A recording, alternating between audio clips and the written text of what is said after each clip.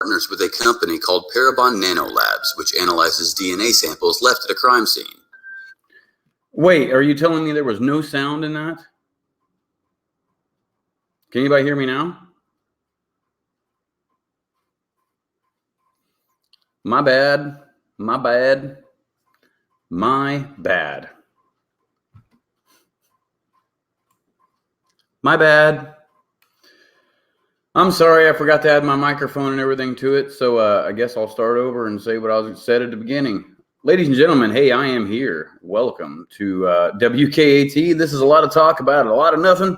And like I said, first things first, I was going to play a video because a lot of people have been asking me about the genetic genealogy, DNA testing, and things like that. So I said, you know what? I've got a video. I'm going to play a little bit about that, and then I will be back. So as soon as this video is done airing, I'll be back, and we can talk a little bit about anything and everything you want to talk about. I've seen some things posted on Facebook about possibly taking the girls in Delphi from the bridge, driving them around, and then dropping them back off at the area. And I've made a couple maps for some people on some of these groups, and I posted them in there, but I think that I need to talk a little bit about it. And also, I see some other people saying, what's going on in Delphi? You know, there's helicopters, there's canines, there's things going on out there. Is it Bridge Guy? I'll show you exactly what that's about here very soon. Okay, so like, share, and subscribe to North Central Indiana's best YouTube channel around. And on that note, everybody, check this video out, and I'll be right back.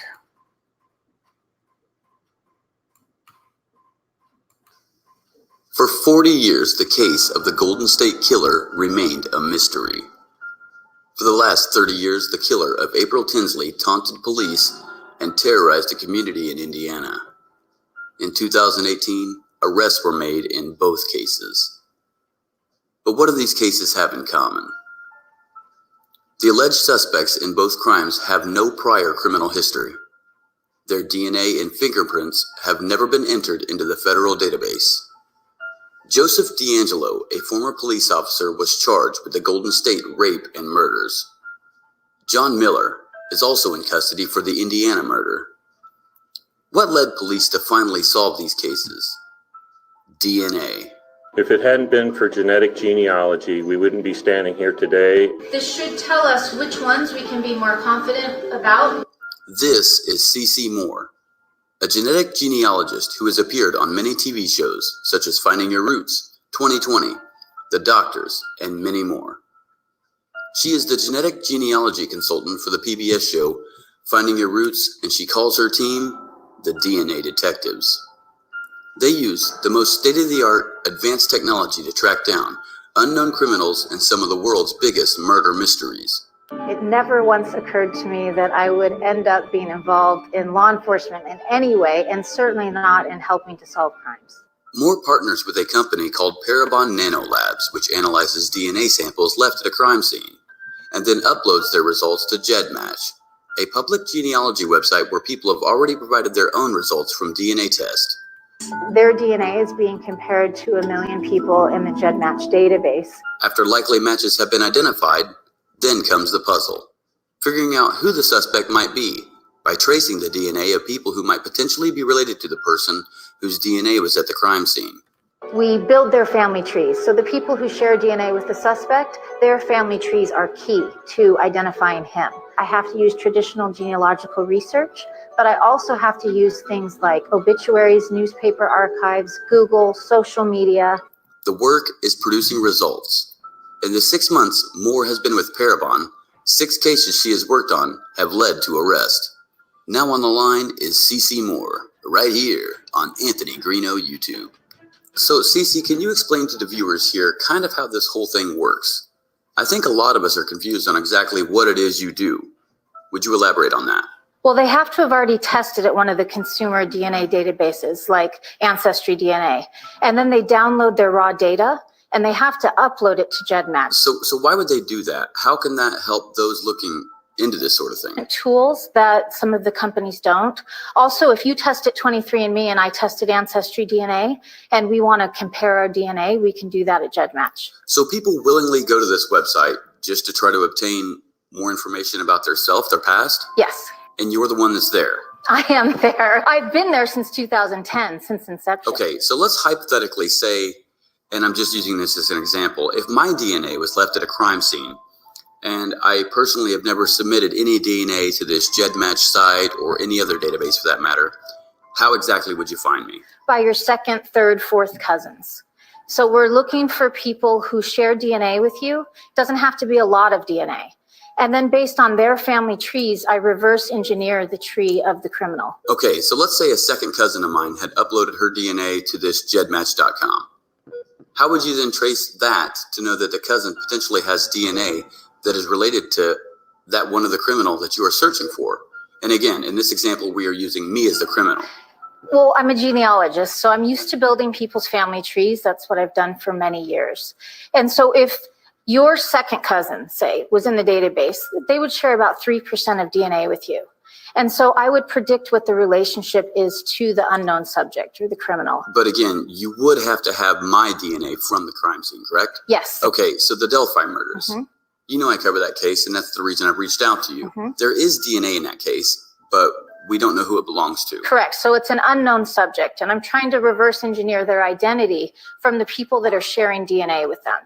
And so a second cousin would share great-grandparents. So I would build that family tree of the known person back to great-grandparents. And then I'm building forward in time, trying to find the right person at the right time. So it's simply reverse engineering and a process of elimination. Yes, and it's not usually from just one cousin. So I can do what I call triangulating. I can say who from this family tree married someone from this family tree. So as I'm building forward, I'm looking for those intersections where your cousin and the other second cousin matches families combined. So let's talk a little bit about the case of Christy Mirak, a cold case where the girl was murdered in 1992. She was 25 years old, blunt force trauma. She was strangled. Tell us what you did to solve that case. Well, the crime scene DNA was uploaded to GEDmatch, and then based on the people that were sharing DNA with that unknown criminal, I was able to point the police in the right direction to find him. It was a man named Raymond Rowe, who was very popular in his area, kind of famous, named DJ Freeze. He was a popular DJ for weddings, for clubs, and he was living what appeared to be this normal life, a wife and a child, had a really strong media presence, social media, so I could learn a lot about him. He had interviews online.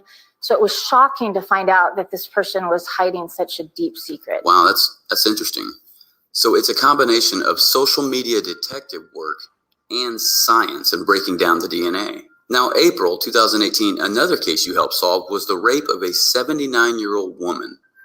What exactly did you do there? So this one was different because it wasn't a cold case. This was potentially an active attacker.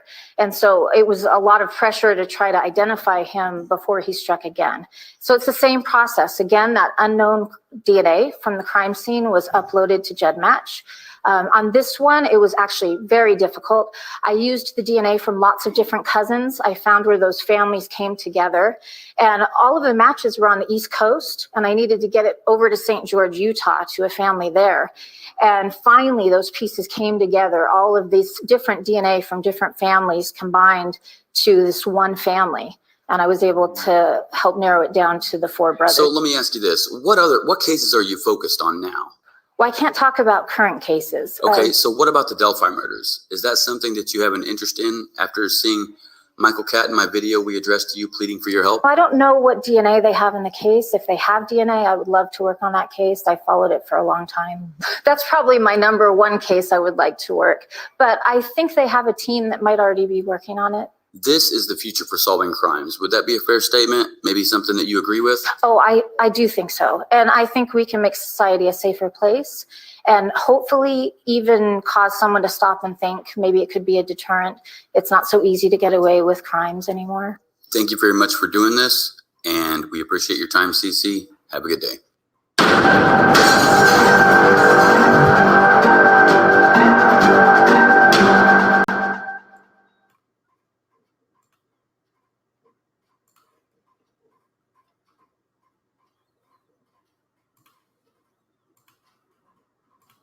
What's going on? YouTube, Facebook, Twitter, Instagram, wherever the hell you're watching from. I'm Anthony Greeno, and it is a late night chatterbox, a lot about nothing is what I've titled this one, because it's going to be a lot about nothing.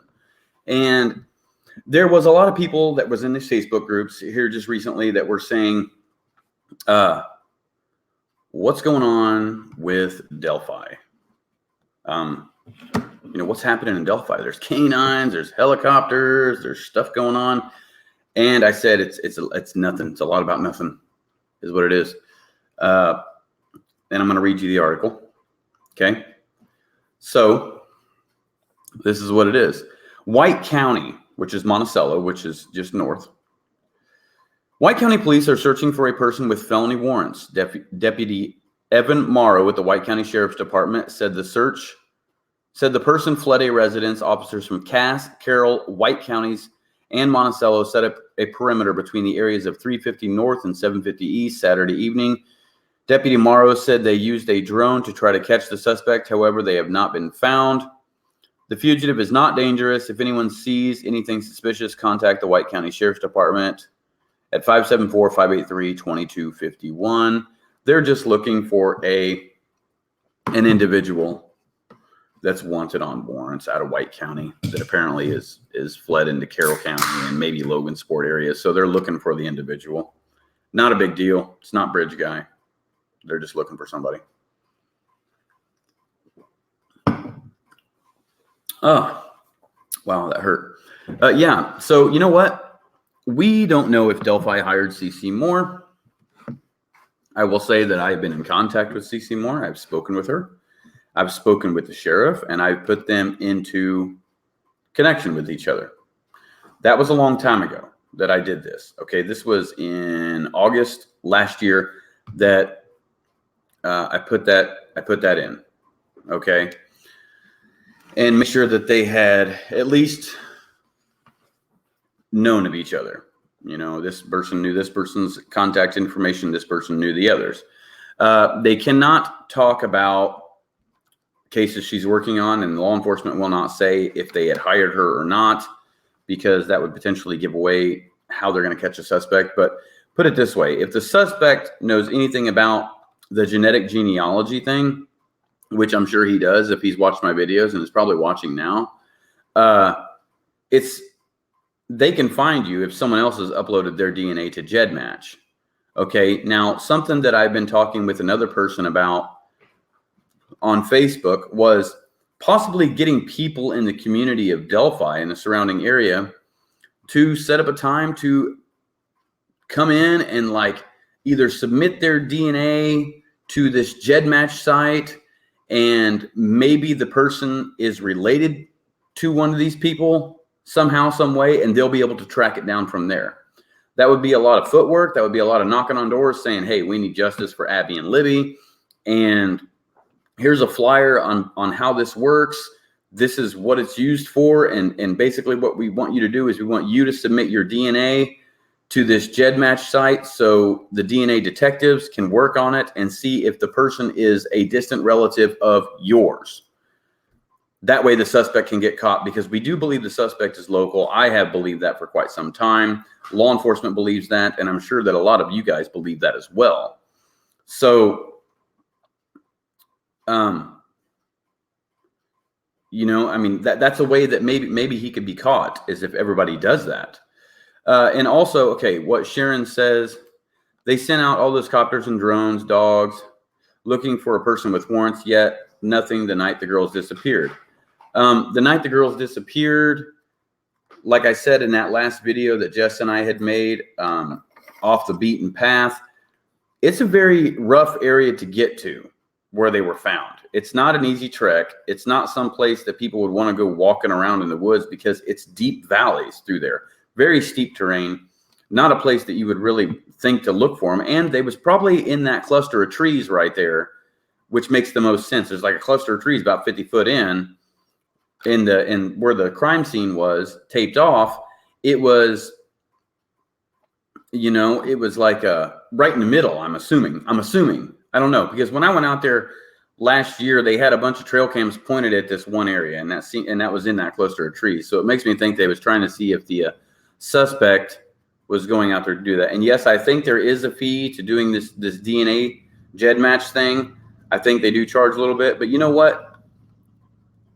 Talking to CC and talking to the sheriff, there's a way, maybe we could raise some funding to be like, you know what? bam, if we can raise like $1,000 or something like that, be like, look, we'll give you $1,000 if you can, if all these people can upload it, their DNA to this GEDmatch site, and you can work on the case. Because all we want is the person to be caught. That's all it comes down to. I don't care about anything else, but I want the dude arrested, and that's just it. That's all we want is him arrested. You know?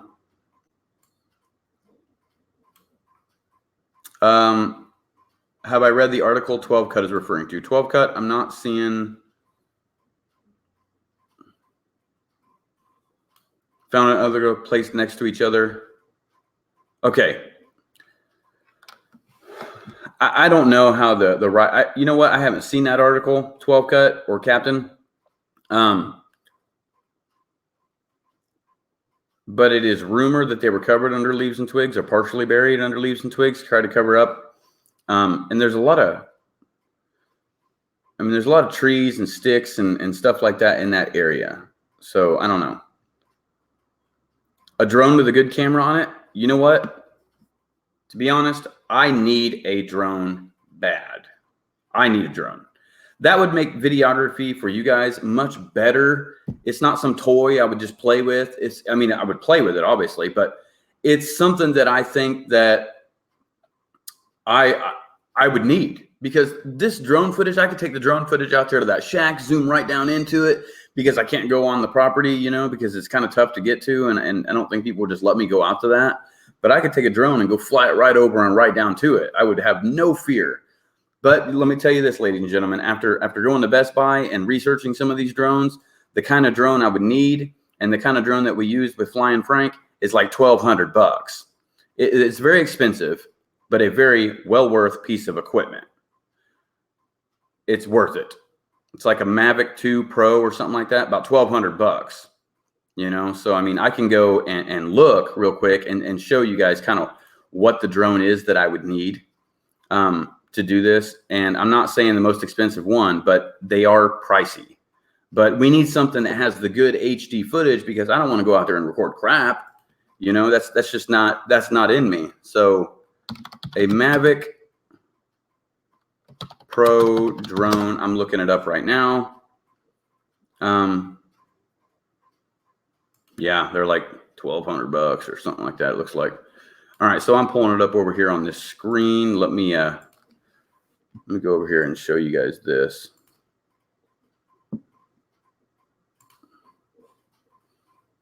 Okay, so there's a Mavic 2. Okay, the Mavic is the one that I seen that Frank has. And look at that. Isn't that just a beautiful piece of equipment right there? Wow. You know, look at that thing. That is just awesome looking.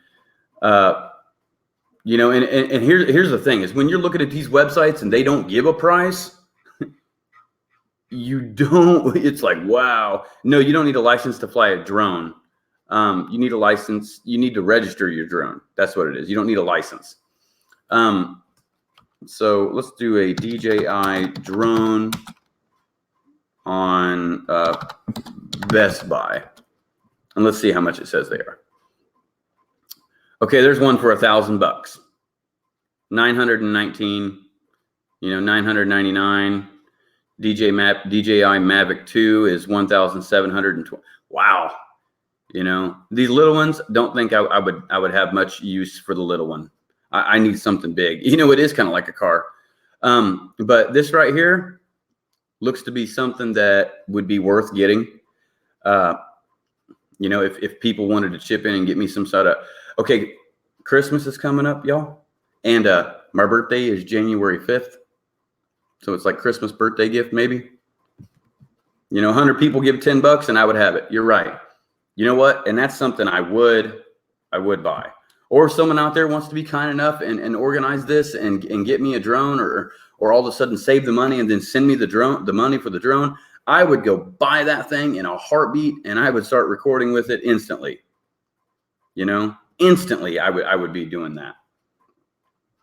And I would spend my own money, you know, to go buy. I would put my own money into this as well. This isn't something I would just ask you guys to pay for. But this is something right here, about $1,000. would be well worth that. So, okay, besides the drone, there's been people that have been talking about this thing right here. They're talking about, well, what if the okay, so we all assumed that and let me pull this over on the big screen. Okay, yeah, and you know what? Here in just a second, I will post the link to the GEDmatch thing, okay? Okay, so we can all say that this is the area that we believe that they walked from. Okay, so from the end of the bridge, and it's a straight line to right here, totals out to be 168 yards, okay, to right there. About 50 foot in is how I've measured that. Okay, so I will post it, the GEDmatch thing. But anyway, so that's just a little over, it's a football field and a half, a little bit, okay? Okay, all right, thank you, Sue. I will check your message. It's hard for me to pull up Facebook while I'm on here, but I can do that shortly or something like that. Or maybe I'll play a video while I'm doing that or something, okay? So I will check it out. If you guys want to help me get the drone or whatever you're talking about, it doesn't matter. Any help is good help. But anyway, so this is 168 yards, and people were saying, well, what if the suspect was parked down here and then he drove him and then brought him over here to this location and then dropped him off? Okay. And Truth Seeker, I'll answer your question here in just a minute.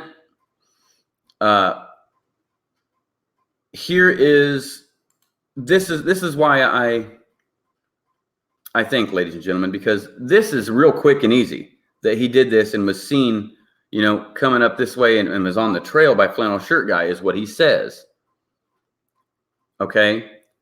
Because check this out. When you go and you look at this and you say, okay, what if he did do that? What if he did get in a car and drive him to that location and drop him off? Well, this is what it looks like from that area. Now, what I've did is I've detailed a map and it gives me the how far it is traveling. So from there, you go up the private drive, you go past Abby's house, which is here, and this is if you go through the country. So you go down this way, up this road, down here. Now you're on 300, and you go down, you pass the Wilson Bridge. You go down, you get up here, here's the cell phone tower, you turn left, Ron Logan's cemetery, and then down. That is 5.53 miles to that location, driving through the country. When you could just go a little bit over a football field away, walking, and you're there. 2 minutes versus several minutes driving in a car just to bring them back down here through the woods when you're just right there. Doesn't make sense to me there. Now, there's another route that you could possibly take, and it is this one. Now, this one is way less likely, and the reason I say it's way more less likely is because it's through town. Okay, so I doubt anybody would want to do this. It's very okay. So it's the same process. You go up here, except instead of going this way through the country, you would go this way. You cannot get on Highway 25 here. You go all the way up, and you go this way. You go past the high school. You go into town. You go right there next to the courthouse, and then you turn right, head out towards the Freedom Bridge, and then you go up County Road 300 around, and then go down here to the cemetery, and then drop them off again. That is 5.5 miles. Okay. So, I mean, that is what it is right there. That's why I think that is less likely. Now, the flannel shirt guy, the reason I'm saying that, Truth Seeker, is because when I did the test on the guy out there, you couldn't even tell if his pants were wet. Okay, we had a guy dressed exactly or very similar to him with the blue coat, the light colored jeans. You couldn't even tell that his pants were wet. No one's seen anything bloody. He may not have had any blood. If he, let's say he strangled them. Okay. Then why there wouldn't be any blood? Let's say he killed him with blunt force trauma. Then there would be no blood. I mean, if he hit them with something, there may not be this big old bloody, gory scene that everybody thinks. None of us know what happened. You know what I mean? None of us know what happened that day. It seems he would have been sweaty and anxious, but Flannel Shirt Guy did say nothing out of the ordinary. Nothing out of the ordinary. Hello, Tony. How do they know where he parked? Not quite sure. Witnesses, maybe. Cameras at the Andersons across the street, maybe. Don't know. I'm not real sure. Doug Rice claims to have talked to a witness who saw where he came left in time. Okay, you know what? I would like to see proof of that. I think that I have provided proof that I have spoken with the witnesses. If you don't believe me, you can contact them. They will probably tell you that they've spoken with me. I've got the Flannel Shirt Guy on video talking to me. I mean, there it is. Cheyenne, I mean, I could show you screenshots between me and her, but I don't believe in doing that. I don't believe in showing people screenshots because that's a private conversation that people have, and they have it in confidence that you're not going to broadcast it everywhere. And that's just, it's wrong for someone to do that, I think, is to screenshot things and send them out to everybody, because that's disrespectful to the people, you know?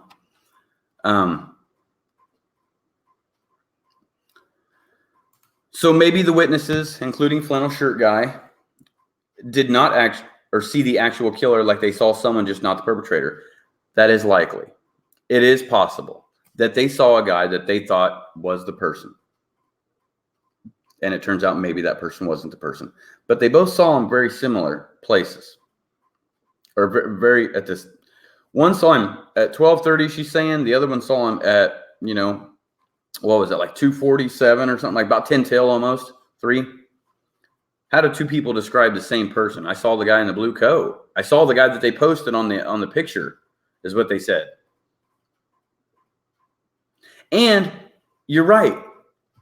If you were that person that they put on there and said, here's the guy that we want to talk to, and you're that guy, I would have shown up. And that's exactly what I told the FBI when they came and questioned me the very first time. I said, you know what? I'm not that guy. And if I was that guy, the moment I saw my picture on the news, I would have came in and said, hey, not the dude. But he never came in. Why? He knows that he's out there. He's been all over the world on the news. His picture's posted everywhere. If he's in Delphi, he's seen his picture on the wall on every store there is. Every gas station, every store, homes.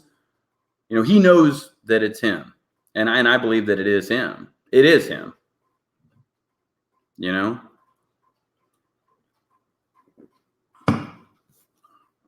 Let's see. I seen something that Faith had said here.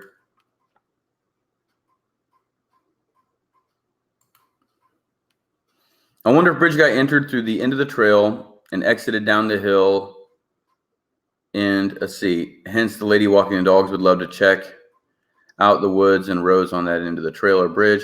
You know what? She encountered him on the south end of the bridge at 12:30. But then if she encountered him on that south end of the bridge, then why was he coming back down towards the south end of the bridge in the photograph of Abby? Why was he behind them? That tells me that he went back across the bridge. He was scoping the area out. I may be wrong, but it just seems likely that he was scoping that area out,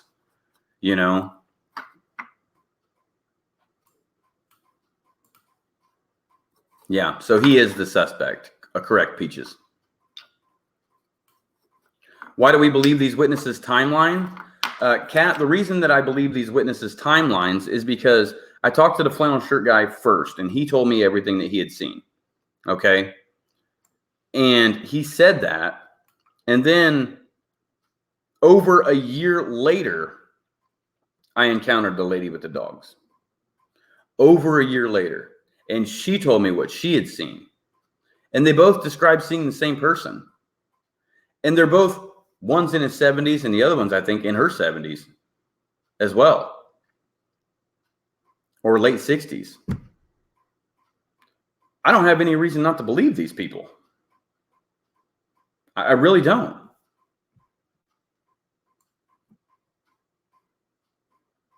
Could I do an interview with Scott LaFond? You know what? I could try. I don't even know how to get a hold of him. I could try.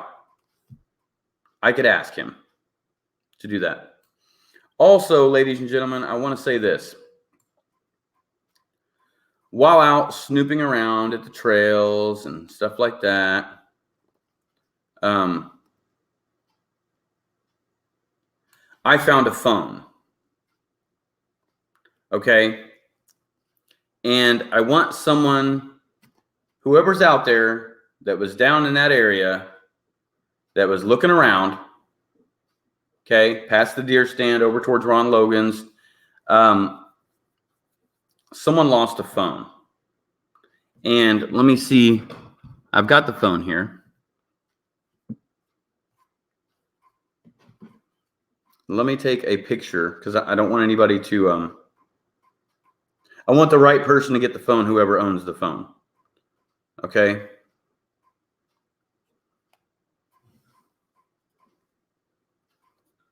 So give me just a second.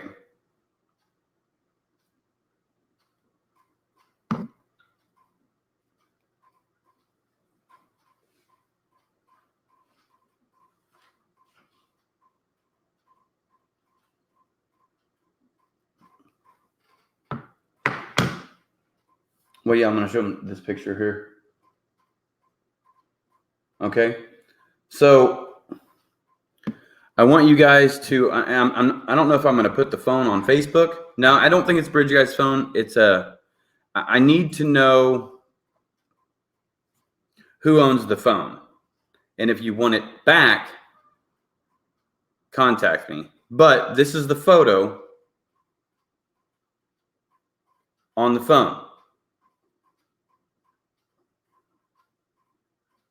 So, and I took a picture of the screen. It's locked. This is the photo on the phone. So if you own the phone, call me or get a hold of me and tell me what kind of phone it is and what color phone case it had on it and where it was located. Okay? But that's what was on the phone. That's what's on the phone. That's all I can see. And if you can verify what phone it is, what kind of phone it is, and all the information that I've asked for, I will give it back to you. If I don't get the information in 1 week, I'm going to turn the phone into the sheriff's department. Okay? And your phone will be at the sheriff's department in Carroll County, and I will explain to them where I found it on private property near the area that the bodies were found. Okay? So if you recognize these people right here, and you're in Delphi, and I assume you are, whoever that is, contact me. If you don't know who I am, you will.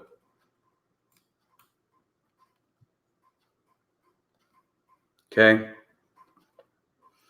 Oh, I was just telling everybody, Jackie, that I found a cell phone out there near the area where the bodies were found.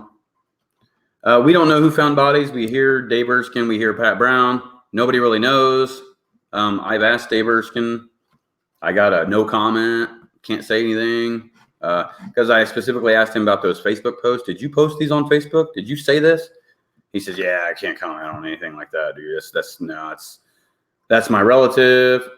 I found it just the other day when I was in Delphi. I found the phone, or when I was in Delphi. I'm always in Delphi. When I was out there filming that video. So I want to know who owns the phone. That's the picture on it. So, and this is my phone here, so don't get it confused. I took a picture of the thing, okay? But it was buried in the ground, kind of. Just a little bit of it sticking out. Found the phone. And whoever owns that phone, contact me. You can send me an email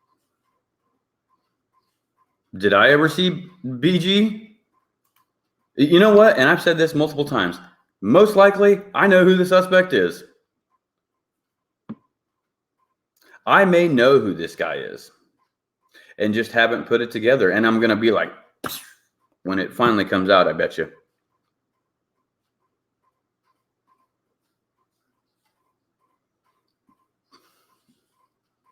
Okay, 23andMe personal DNA test kit is $30 at Walmart. Then you upload it to GEDmatch is free. $30. That ain't nothing if we want to find justice. Everyone do $30 in the town or around here. Boom. Dude, if I was a millionaire, I'd go buy a million of those things and hand them out and be like, here, will you please do this for justice for Abby and Libby? Please, please, please, please.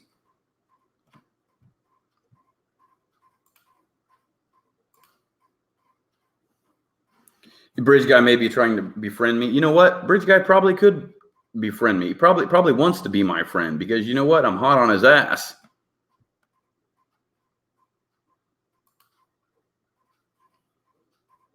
Yeah, my family has done the 23andMe thing.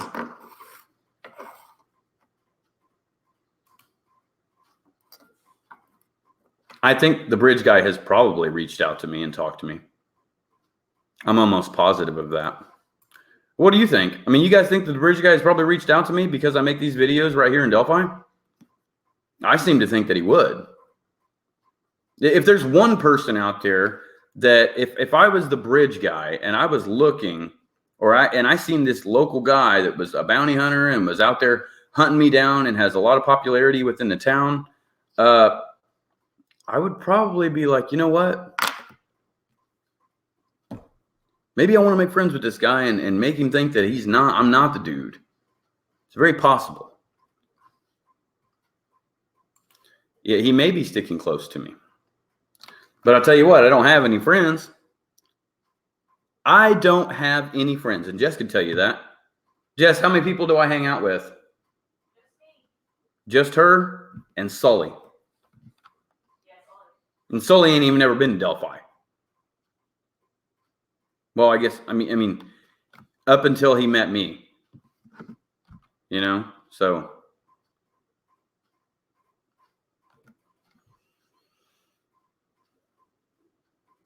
Cat, it's not Cat. Cat stays at home all the time. Well, yeah, Cat's my friend. Yeah, but I mean, Cat and I haven't hung out in like 3 months.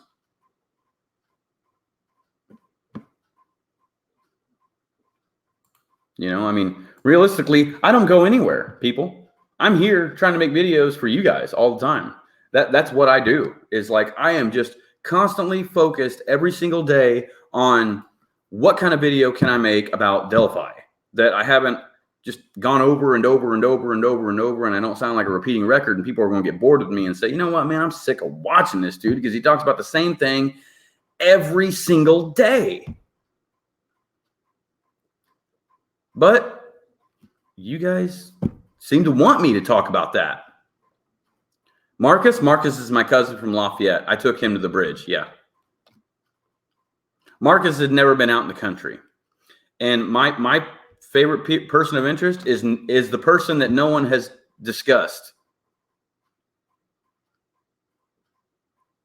That's who my favorite person of interest is, Tony. Is the person that is not a sex offender, is not a criminal, is not someone that everybody's named. It's someone that nobody knows. My person of interest is the man standing on the bridge. That's my person of interest. My person of interest is someone who's never committed a crime before. Okay, Becky, I got you. You know, okay, the new sketch thing, that's something that I can't release until I put it together in a video. But I do have that information. How did they come up with this younger looking man sketch? Was that a witness? Or was it not a witness? That's a video. That's a video, and I'm not going to run it for you guys by telling you this now because I like to keep it's like a movie. You don't want to air the video or tell everybody about the movie before it even airs. You see what I'm saying? I will have that for you guys.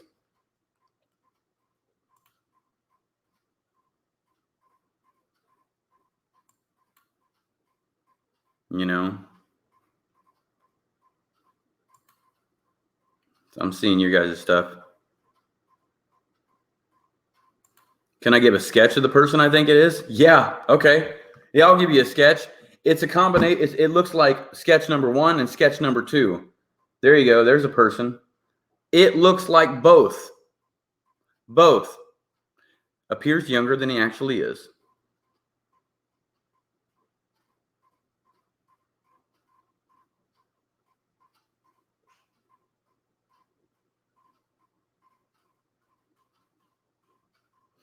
The thing is I don't want to give too much information, people, because the person may be watching, and I don't want them to know that they've been on the radar. You see what I'm saying? Well, never got caught for a crime before, I would say. When I say never committed a crime before, I mean never been arrested. That's what I mean.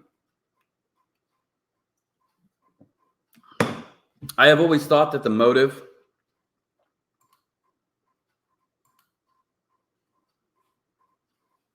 was a sexually based motive.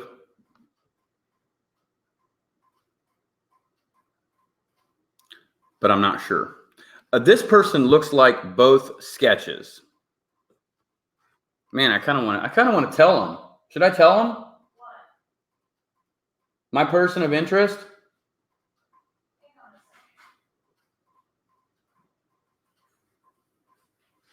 Hold on a minute. I'm going to mute my microphone.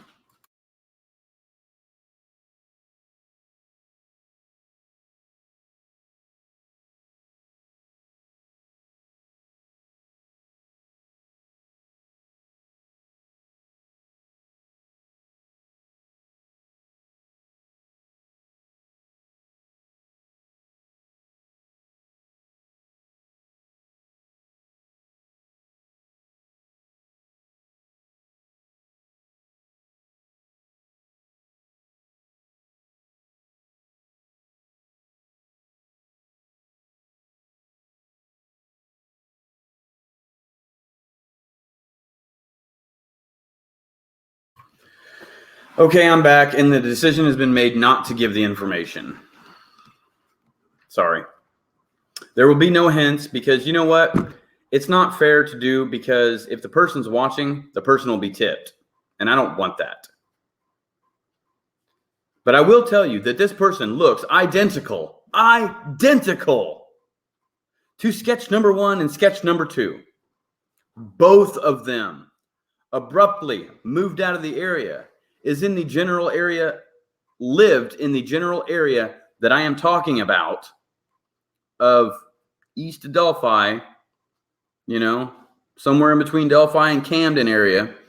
This person lived there, abruptly moved out of the area, has never been arrested for a crime, seems like a person, sounds just like down the hill. Just like it. Says, hey guys,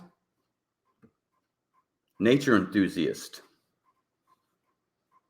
Been there. Deleted the Facebook, started a new one in February 2017.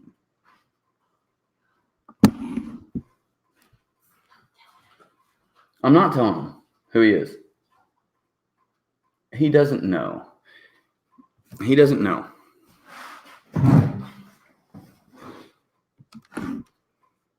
So, but everything points. And one day,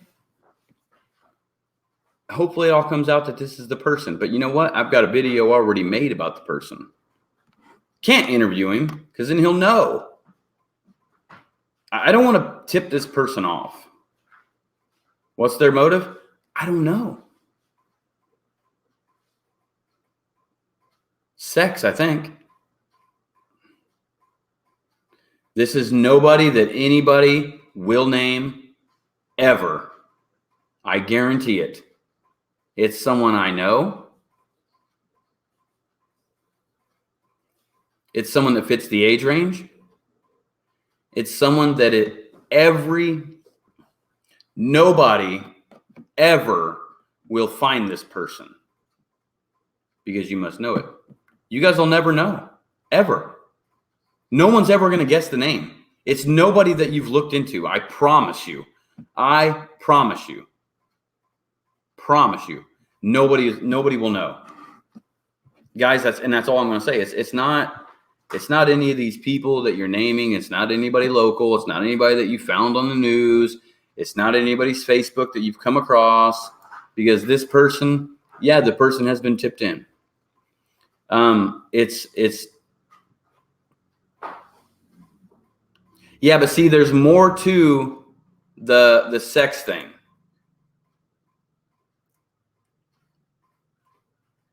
You know, I've seen more to this recently.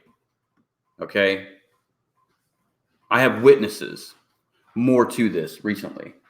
I have people that I've talked with that have encountered this person, and it just more points to the person than doesn't point to the person. Okay. You know what? Maybe they don't have the evidence to bring the person in. You don't have to give DNA when law enforcement comes to question you. Hold on 1 minute, people.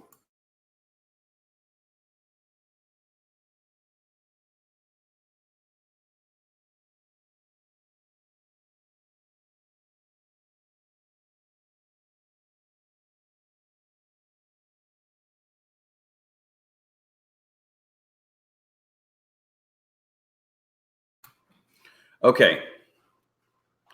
So here in just a second, I'm going to give a shout out and talk about something real quick. How did I not zoom in on him before? Evidence.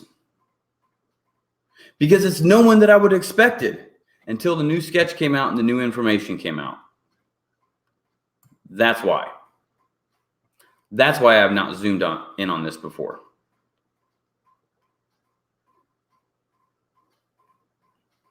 No, they don't just take DNA from people who get tipped in. I told them no, they weren't getting my DNA the very first time. Because you know why I told them that? The very first time you know why I told them? I said, no, you're not getting my DNA, because I said, do you have DNA of the suspects that you can compare it to? And they looked at me and said, no. I said, well, then why are you asking me for my DNA? That don't make any sense. That don't make any sense. You're out here telling people we can't clear you unless we get your DNA. And you're telling me that you don't have any DNA to compare it to? That just sounds like a scam to me. You know? So I was like, yeah, I'm not doing that. No. And then I went into the sheriff's office with Kat, and I was like, listen, you guys need to be real with people and tell them the real deal. Like, hey, we got DNA. There's more video. It's audio. You know? Yeah, yes, local, Keith.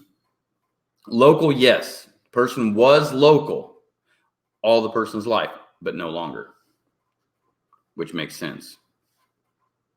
But still has strong ties and is here quite often.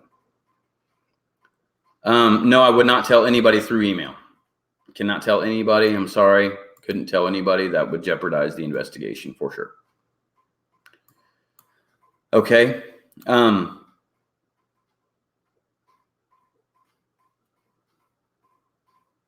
No, it's not a teacher. This person, I can't say anything. Just can't say anything. You know, it does stress you out, especially when you think you know things and you really can't tell anybody. Think about how stressed out it makes me when I'm sitting here. I want to tell you guys everything I know. I feel like the cops in a way when they're sitting there like, we wish we could tell you everything, but more importantly, we want to solve the case. You know what? I totally get what they're saying, because that's exactly what I'm feeling right now. I want to tell you everything I know. Trust me, I want to tell you everything about this guy. But my fear is the guy is watching me and will be tipped that he's been tipped. And then who knows, he may flip off the handle and go kill more people. I don't want that. More importantly, I want to solve the case. Yes, and I already am in the system because I have been to DOC. I don't know what Cody's friend looks like. Who's your hardware store? No, that's where I used to work. Nope, it's nobody there.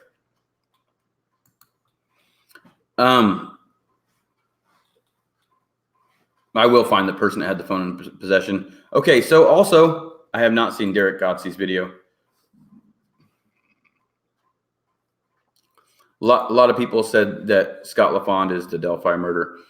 I'm going to go try to interview Scott LaFond. There we go. Let's see what he has to say about it. He's been tipped in, so, I mean, if they'll look into it, okay?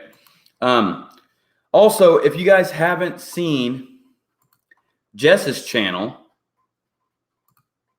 and I'm going to take you guys over there and let you guys look at that. Jess's channel is called Haunted Reflections, and we posted a video. I edited the video and put it together for her. Let me go pull it up and show you guys how to get there or what to type in. So if you type in Haunted Reflections Delphi, you will come upon it. But anyway, this is what her, let me go over here and change this up.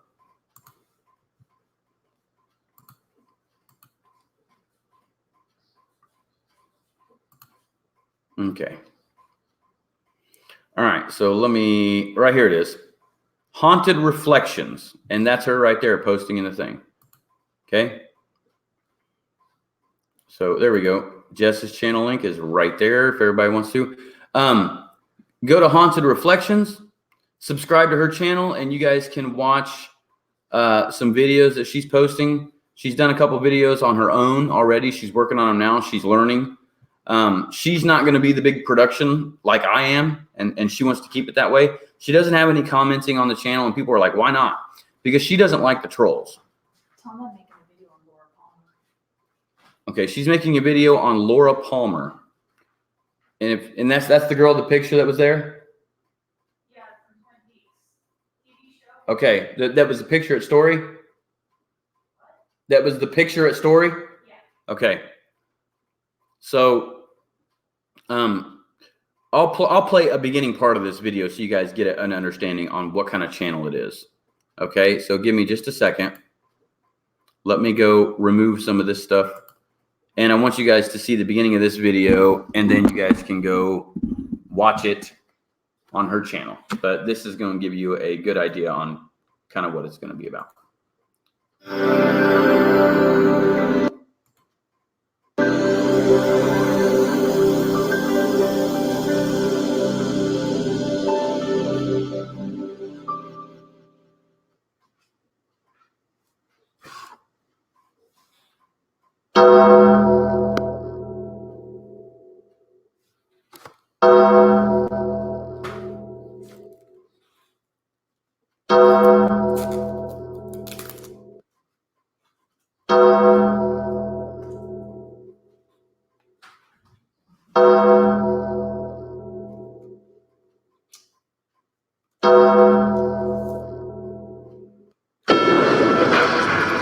As I lay me down to sleep, I pray my soul is mine to keep, and never step outside this bed, never into all the evil, now back from the dead.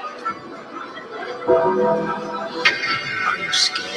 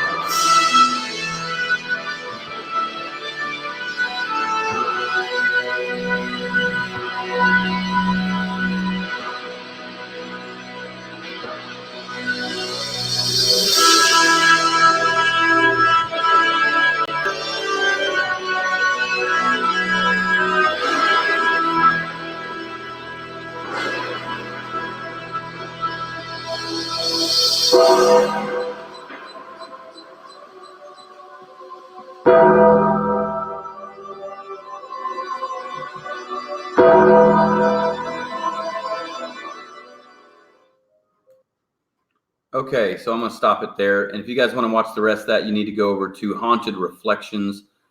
Check out the Story Indiana video. It is our trip to Story Indiana. This is going to be Jess's channel right here. I hope you guys really like it. Really do. Hope you guys like it a lot. I appreciate you if you have to leave the chat. Who was that? 12 cut? Yep. Yeah, population, I believe now 2. One person owned the town for several years, 20 years. And ironically, okay, so Jess likes the paranormal stuff. And she really likes to go do that paranormal investigating thing, go to these places. She believes in the ghosts and stuff like that. I don't, but I'm not opposed to going to places because I want to see something to believe it, you know? So basically what it come down to is we felt compelled to go on October 1st. And when we went up there, we was talking and she's like, yeah, there's this guy that I met. He's the owner. He's deaf, blah, blah, blah, blah. Well, after we were there, we found out that the owner, the deaf guy that she had talked about, died that day that we went. Like he died that day. And it's like, whoa, wow. You know, like what a strange coincidence that we come here to film a paranormal activity and this guy died today. You know? So very interesting, I thought. Yeah, he died that day. His name's Rick Hofstetter. Owns the town of Story. Was selling it for $3.8 million. And you can buy this town. You can buy the whole town. It's 17 acres of the town. It's like... What's weird is that I wanted to go, and it would happen to be the day that he died. Yeah, exactly. That's what I was just telling him. Because I thought it was weird how somber everybody was acting, and then he was like, "Well, he died." He died. Yeah, he died today. It's very interesting. Yeah. So, yeah, that was insane that happened that day.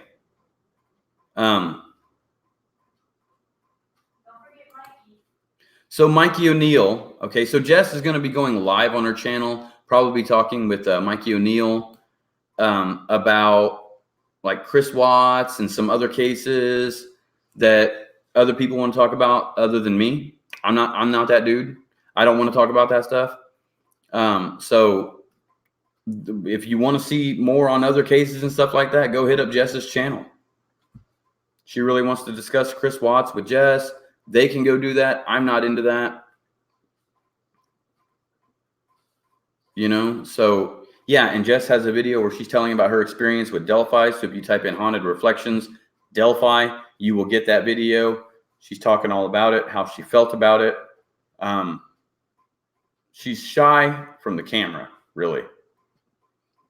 She's real shy. You can tell. But it's okay. She's learning.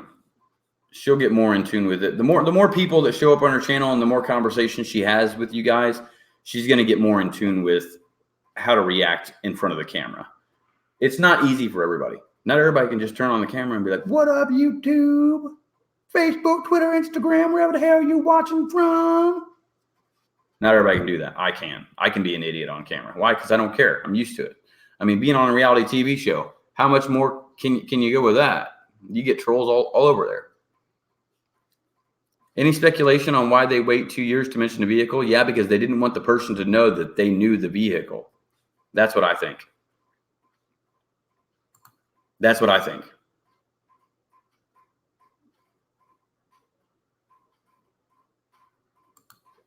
You know?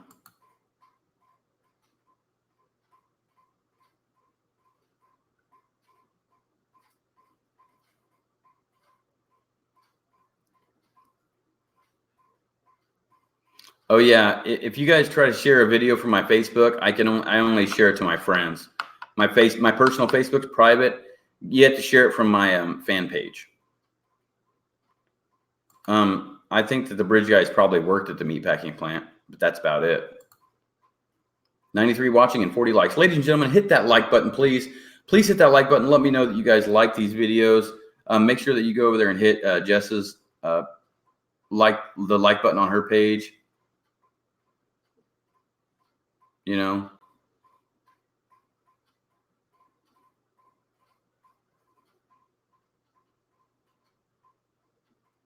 Okay, Scott LaFon lives at that address by Chief Mullins. I can go check it out. So yeah, hit the like button, ladies and gentlemen. Share this to all your social media friends.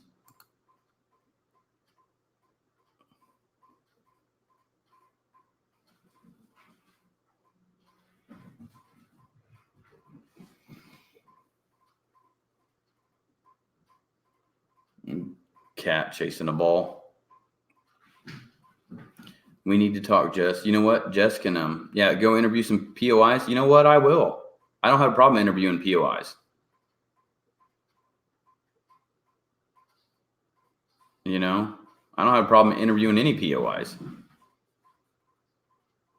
If anybody's interested, yeah, you can make a PayPal donation at that link right there. It's also right here above me, right there. You guys can make a PayPal donation at that. It is greatly appreciated. I do like the stuff. If anybody wants to email me, you can do so at that email address. But really, PayPal is here. If you guys make donations, you can do super chat on this channel. It's split, or no, you can't do super chat on this channel because we don't have enough subscribers. We have to have 1,000. So make sure you hit the subscribe button and tell everybody to come subscribe to this channel, because we need 1,000 subscribers on this channel so we can start unlocking different things that we can do on YouTube.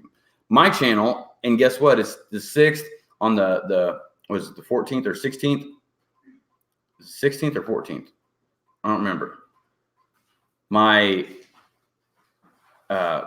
strike ends and I can go live again on my channel. And trust me, I'm going to be going live every single day, ladies and gentlemen. What's up? What's up? What's up? Oh, you walked in here. I thought you wanted something.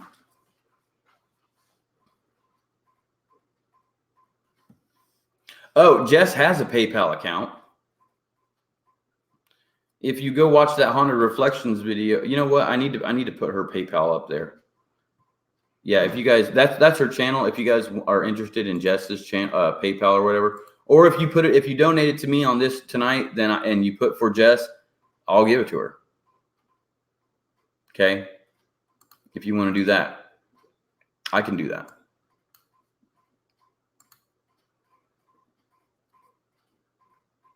This has already torn up the community.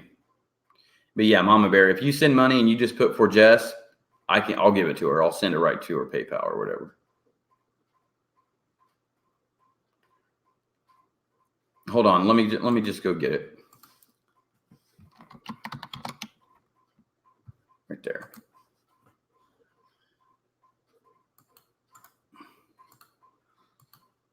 Here it is. Jess's PayPal information is that.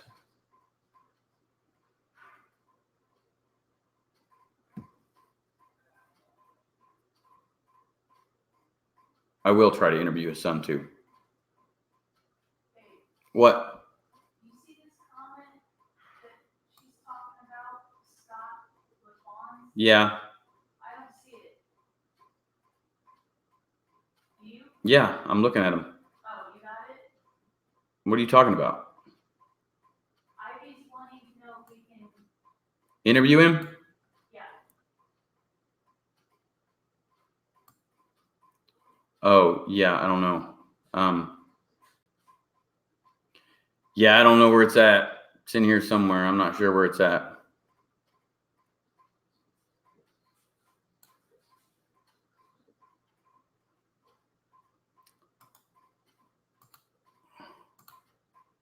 Yeah, I don't think I can delete it from here. I can't even see it. It's go up. So Derek Gotsey, don't post anybody's address in here. That's kind of not really, probably shouldn't. Well, I mean, it is public knowledge.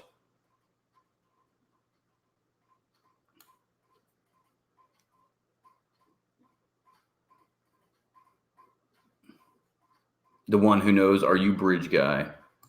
Says just the facts. Crap. You can Google the address. You can Google just about anybody's. Of course not. You've seen me here. The one who knows has been here for quite a while. Join me in a cigar, please. Bet none of you guys know my address.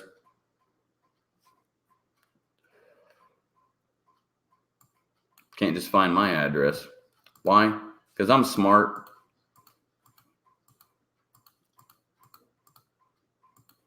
I never just put my address out there to the public and make sure that it's not, nobody can get to it. You may have addresses that I've put as my address, but I don't put my real address, that's for sure. Not to you guys. Because you know what? The bridge guy's probably watching. Nope, not a public POI. Did have a good day at the trails. You know what? Let me pull up some other footage at the trails. Oh, yeah. Yeah, let me pull up some of that stuff. I wanted to show you guys. Hey, I'm going to show them some of that footage.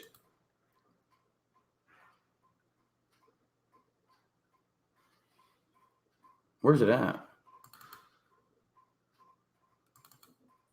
Here we go. Here we go. Give me just a second, ladies and gentlemen.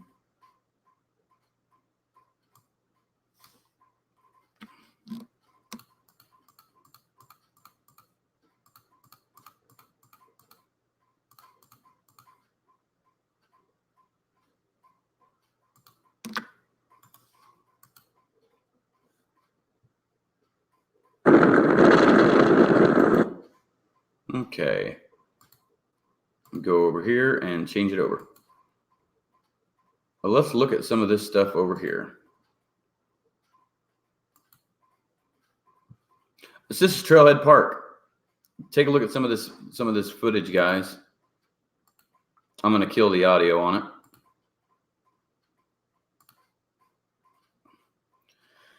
So this is over at Trailhead Park off the old Indiana State 25 or State Road 25 headed into Lafayette. This is when you pull in here. And we have another suspension bridge here. Oh no, I don't like it when it does that.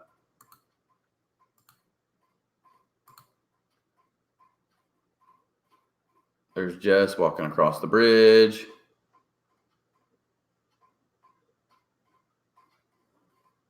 Very cool place. I know that Randy and Radar had went out there before.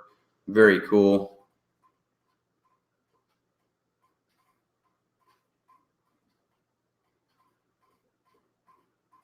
You go down here.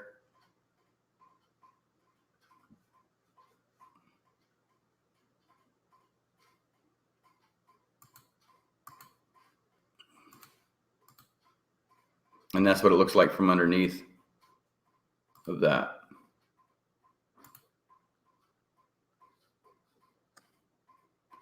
Then you come to this right here, this sign. I went to the right here to the overlook. And they've got those trail markers set up everywhere. I will show you where this is on the map here in just a second, okay? There's a shot of it from there. Delphi's got some really cool trails, really does. It's very, very nice out there. Here in a second, you're going to see Deer Creek Falls. Oops. I hate it that it does that. Whenever I've got a live stream going, it like glitches up like that. They do have cameras out there, as you see. There's a camera right there, and then there's a camera on the other side of it. Right there. And that's when I was walking across the bridge.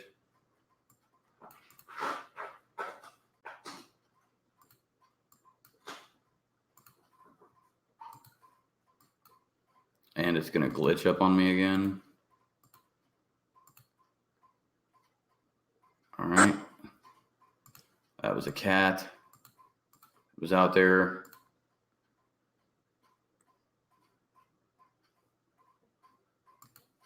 What's going on here? It was a spider web. Nothing fancy, just a spider web. And then here we go.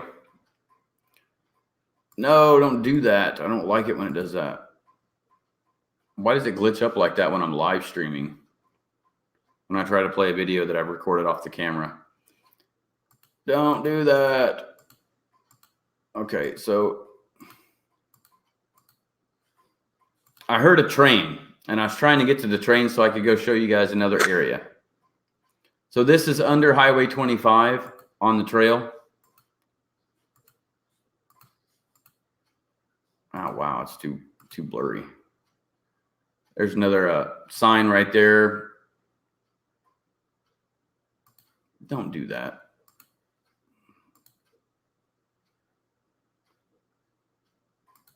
Why does it do that?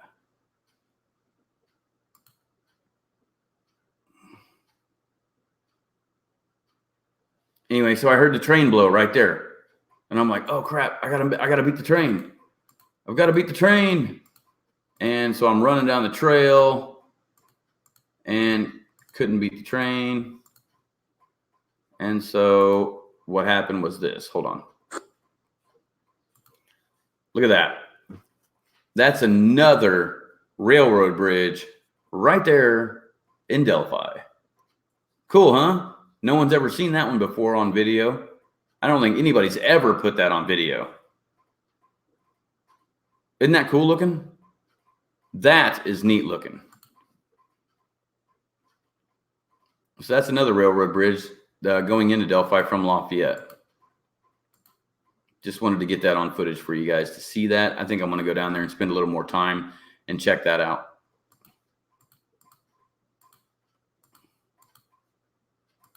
Hey, good night, Sue Wright. If you're going to head out, good night, everybody, or whoever's there. Daniel Boone area. And then let me get up here to the falls. That's Happy Jacks. Look at that. Deer Creek Falls. Isn't that awesome? That's right there in Delphi. Or right there on the other side of Delphi. There's an overlook right there, and then you go back that way and you got the waterfall. Very, very cool. Anyway, so that's all that. Now I'll pull up the map and show you guys where I was looking at. Okay, let me clear that thing. Now, where this is over here. There's the High Bridge. You go all the way through town, and you come out down here. This is Trailhead Park. So here we are at trail. This is where I was. This is that suspension bridge. And when I came out on trail, you can go this way or you can go this way. I went this way under the overpass. Right here's the waterfall. And I walked down this way all the way up over to here. And then there's that railroad bridge that I was looking at right there. Right there. Pretty cool, huh?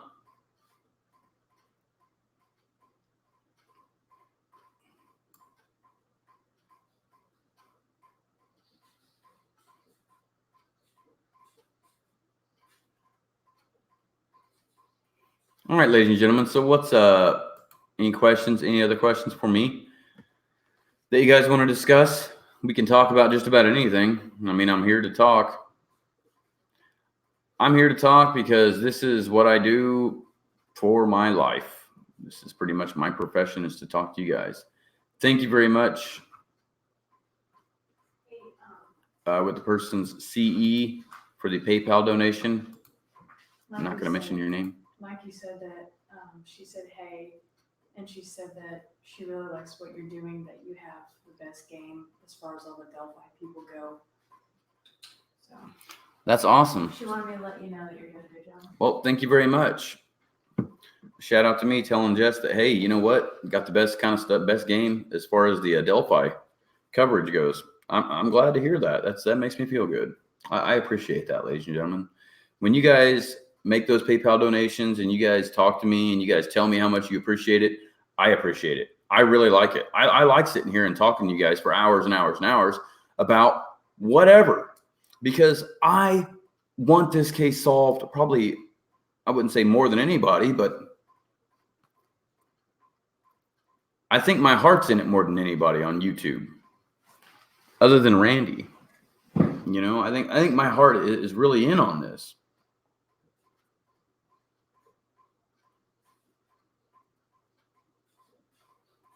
Well, see, the problem with the hidden car on the south end of the bridge is it's locked.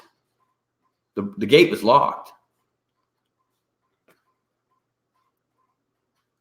You're welcome, Mr. Godsey. I let people chat in my comment, in my show. The lady walking her dog helped with the very first sketch. Let's go watch. Let's go watch it. Hold on.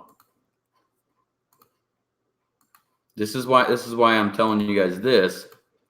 The lady walking her dog helped with the first sketch.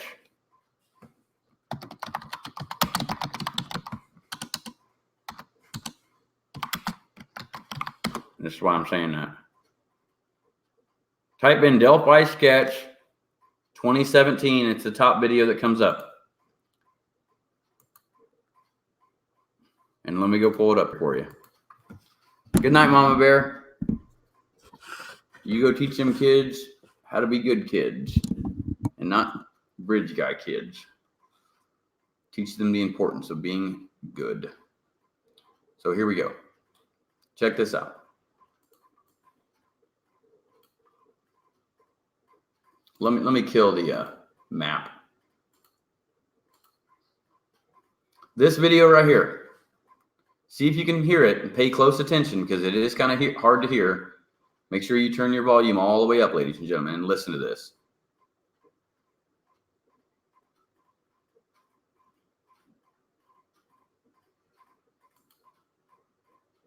Finished? Have other people already seen this, including the family? Now it's just the right time to release it? This picture was released at this time because that's when we felt that it needed to come out. That the information needs to be put forward, and we wanted to get it out there so people can look at it. And it has, again, it has just taken a while to get this thing put together, and that's why it's taken so long to get the picture out. In the realm of evidence and leads that you have, how big is this photograph? How much are you counting on this artist sketch or photograph sketch? I mean, it's like anything else in a case. Anytime we get something new or some information out there, we always feel it's important to the case. We feel this is very important because it actually gives a better view of the person in the picture that you see down below. It shows a little more facial features, gives you a little more information on what's we're looking at, who the suspect might be, and that's why we feel it is very important that this picture's out there at this time. What's so striking about this? What is the thing that investigators look at and say, wow, that's the thing that's going to make this guy stand out from all the other men walking around? It's basically just a clear picture of his face compared to what you saw down below. We've got the information out there, the pictures out there.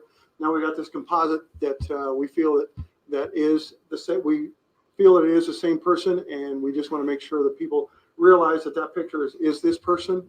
We're hoping, and that they can get that picture and take that picture and get us some information on a possible suspect. How confident are you that is accurate? We're pretty confident. The information that was received, with that information, we've been able to put that together. Again, this thing wasn't drawn up overnight. We've been working with this picture and with the suspects that the witnesses that we have that would put this together. So it's not something that we did overnight. This has taken a while to put together. Those witnesses, did they see them in the area, or did they call the tip line with that information? I really can't go into that because we don't want to compromise the case itself. But when you say witnesses, so multiple people were able to help you out with this? There was people that were able to help us out with this, yes. A lot of people will say you guys are releasing this now because you've run out of leads. That's not true in this case, right? No, we're still getting anywhere from 5 to 10 tips a day. We're still getting emails, so it's not something that is just this case is not dried up. It's not a cold case. This case is still very active. If you didn't have those tips, we may never have seen this picture in the first place, right? Possibility, yes. What's the attitude of the troops working on this? I mean, the fact that there's a composite that's infinitely clearer than the picture we've been looking at, I mean, what's the move? What is the feeling among investigators who've been grinding away at this for 5 months? Well, anytime you get new information, officers are always excited about that information. It kind of builds up their confidence on the case itself. With this information here, we're really, it really excites them, lets them know that, people are still caring about this case, that people are still interested.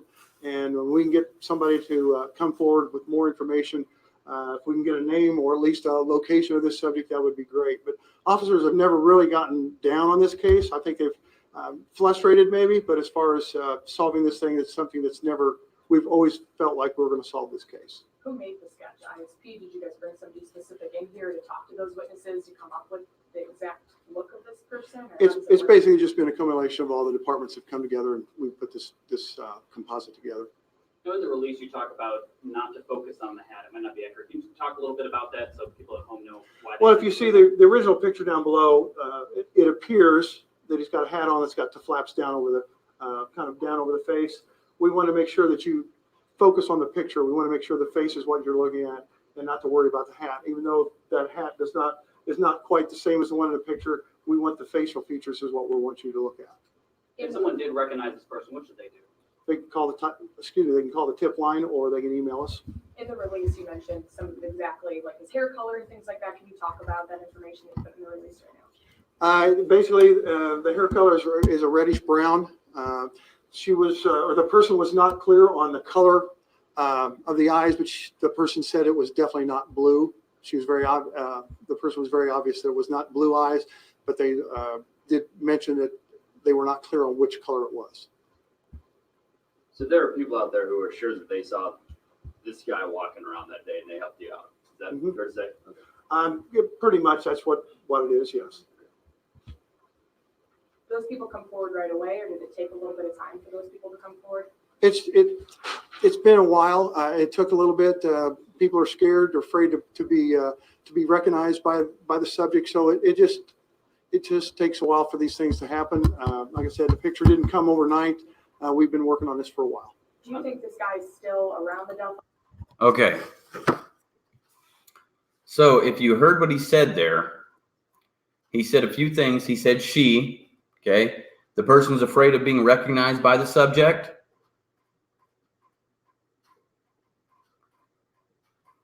And basically that she had given she gave the description. He has reddish brown hair, not blue eyes, and that they saw the person. Okay. There it is. I mean, it can't get no better than that.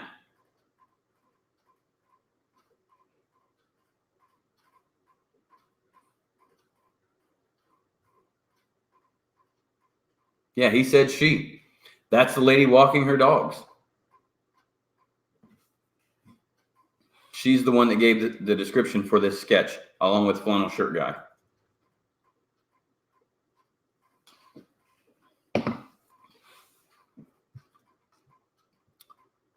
Type in Delphi sketch 2017. You'll get that video. The audio is real bad on the video. Go watch that. You'll see it again. It'll be much more. You can watch more on it. But that was pretty much basically the whole press conference, other than the beginning where he's introducing the people that behind him and stuff.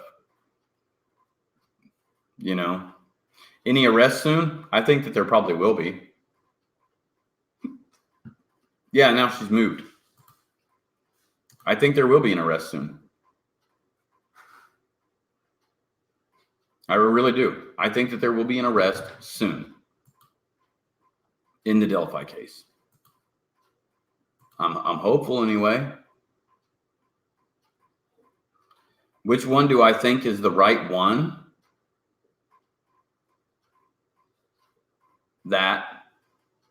I think that's closer to what we're looking for than the newer one. But the person of interest that I believe is both. Is both.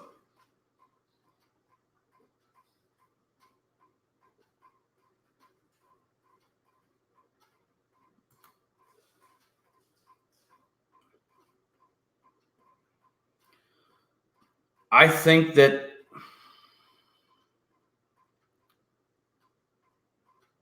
I'll tell you right now that newer sketch does not look like that guy that we see on the bridge. Doesn't look anything like that, does it? You can tell that is not the face that belongs to that body right there.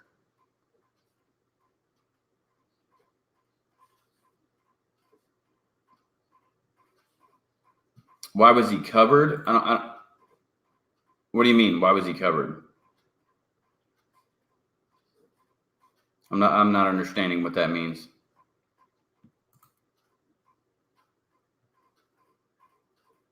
No, the suspect from last night has nothing to do with Libby and Abby case. What it is I read this earlier. White County Police are looking for a subject. They have a person that's wanted on warrants that they're looking for an individual who has warrants, and it has nothing to do with Delphi. Okay, just so you guys know, nothing to do with it. The Carroll County Sheriff's Department and Cass County Sheriff's Department are helping with the investigation.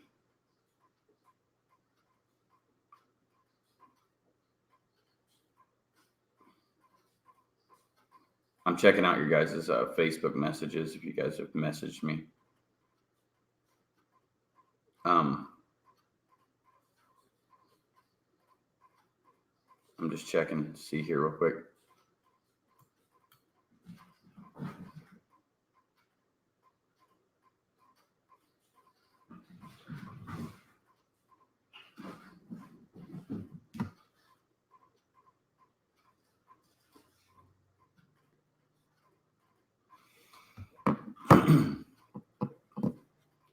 So is there he was 32 at the time? Who? Oh, you guys are talking about something else. Not real sure. Yeah, you know what? I know they did say that. And you know what? The only thing I can say is go watch my recent video where I kind of described all that, Dustin. And the video is called, what's that video called, y'all? Delphi Murders Explained or something like that. Can't remember what the video is actually called.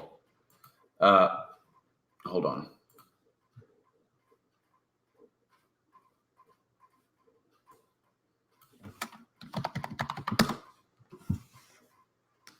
I need to look at it. Right there. Nope, that's not it. Right there. Delphi Murders Explained, Seeking Justice. Watch that video. That video will probably explain anything that you guys want to see about the sketches and so forth. It really explains it, you know.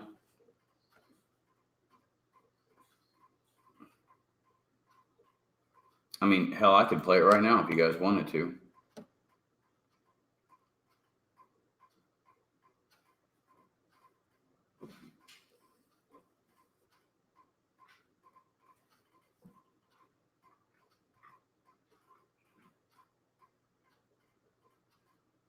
You know, this right here is probably one of my better videos. Right here, Delphi Murders Explained, Seeking Justice. That's what you guys really need to check it out. That video is pretty darn good. Well, screw it. I'll just play it for you.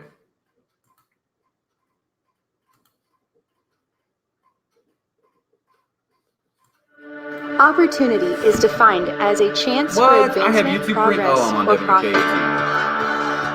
So take the opportunity to make lifelong friends.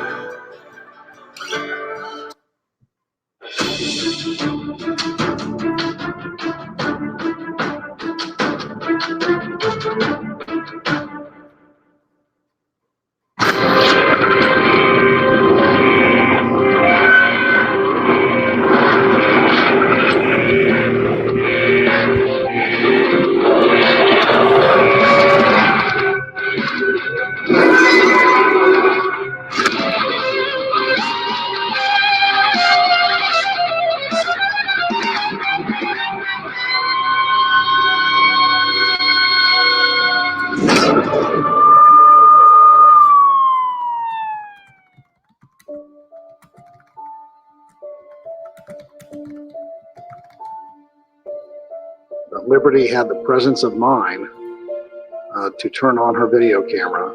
There's enough there that somebody could recognize this person's voice.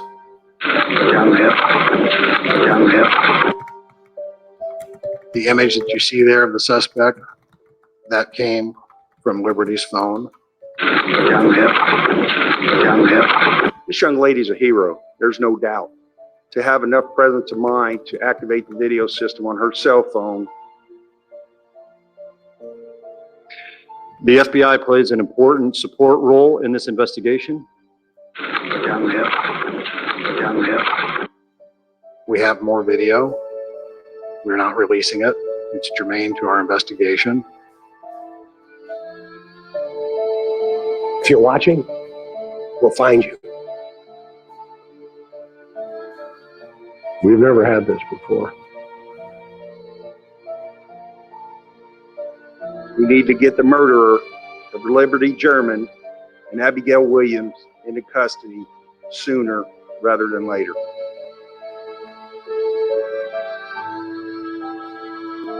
It could be the person that helps us to solve this horrible crime.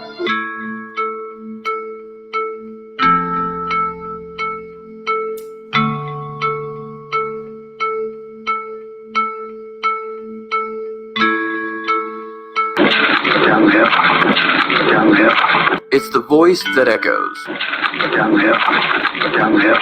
Over and over again, that murmur you're hearing may have been one of the last sounds Abby and Libby heard as Libby recorded it on her cell phone. But whose voice is it? No one knows. But it belongs to this guy, seen here in this grainy photo taken from one of the victim's cell phones, just moments before their death. Approaching over 2.5 years later, that man remains unknown. Did the one who produced that phrase look like this bearded man with the cap? In July 2017, investigators insisted that this FBI composite sketch was a more detailed image of the man shown here, also known worldwide as the Bridge Guy. We always feel it's important to the case. We feel this is very important because it actually gives a better view of the person in the picture that you see down below. It shows a little more facial features, gives you a little more information on what we're looking at, who the suspect might be. 1 year into the investigation, we asked police if they were willing to release more audio and a clip of the actual suspect walking. Months ago, it was mentioned, why haven't you released more of the video to give an idea of his gait, how he walked? And I think the comment was that you weren't comfortable at that time. You weren't at the point of doing that. 1 year in, are we now considering doing that? Give us more to work with? No, we're not. We think that we've released enough now that if there's a possibility of identifying the killer based on that photograph, we'll be able to do that. And that's all I can say about the video and audio that we have. We really hear somewhat more information from investigators, like more evidence made public for public consumption. I feel it's not enough for the public. Somebody would have been able to come forward to identify him by now.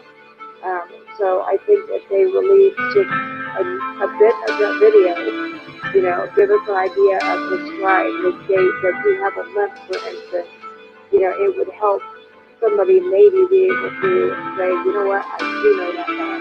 Carter's not willing to give out more details at this time. And so it was.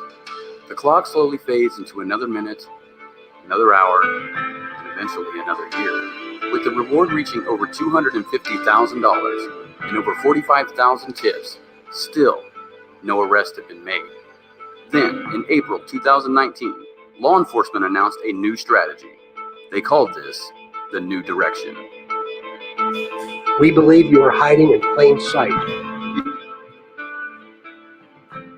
For more than 2 years, you never thought we would shift gears to a different investigative strategy, but we have.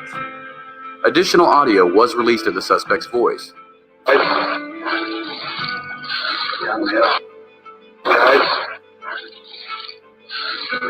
video has now made its way around the world.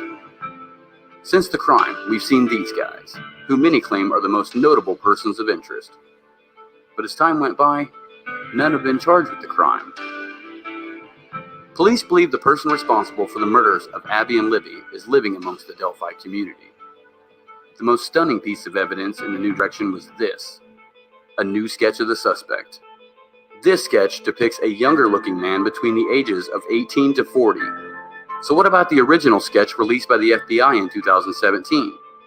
Police clarified, this sketch should now be considered secondary, that the two men in these sketches are not the same person, and the person in this sketch is no longer a person of interest in the case. They further added that the newer drawing was actually created 3 days after the murders. So the question that's on everyone's mind is, have we been searching for the wrong man this entire time? Those sketches were created from people who spotted the suspect on that day. Well, obviously, this new sketch, we've all been looking for the wrong man for 2.5 years. But with that, why are the two sketches so different? Most of us think we see things, but in fact, we don't see what we really saw. Jim White is a retired state police district commander and is now part of IUPUI's School of Public and Environmental Affairs. When we go to the artist and try to get the artist to create a rendition of what we think we saw, many times it's not what we really did see. And where did this sketch come from then? Two witnesses claim to have seen the man shown here, on the trail, around the time the girls went missing. One was a woman walking her dogs. Since the woman has since moved, Greeno Productions has obtained permission to show the area in which this took place. The timestamp, February 13th, 2017, approximately 12:30 p.m. The location, the infamous hill located just off the southeast side of the Monon High Bridge. The second witness is more commonly referred to as Flannel Shirt Guy. The timestamp, February 13th, 2017, approximately 2:47 p.m. Flannel Shirt Guy claims to have crossed paths with the suspect in this general location. The suspect was headed in the direction of the Freedom Bridge. Flannel Shirt Guy, who has been identified as David McCain, says that he didn't notice anything suspicious about the man at that time. It took almost 2 years for McCain's statement to finally hold some merit. Indiana State Police Superintendent Doug Carter pled for information of an abandoned vehicle that was parked off County Road 300 North alongside the old DCS welfare building.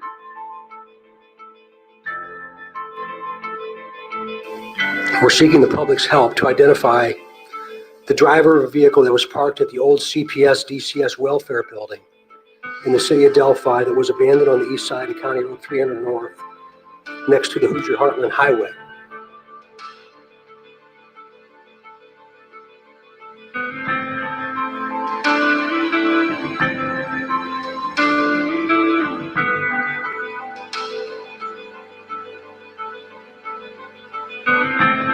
Provided that is the suspect's vehicle, Flannel Shirt Guy's statement now seems corroborated, as the direction the suspect was heading upon passing McCain was back to his vehicle, which is located at the County Road 300 North trail entrance, Site B.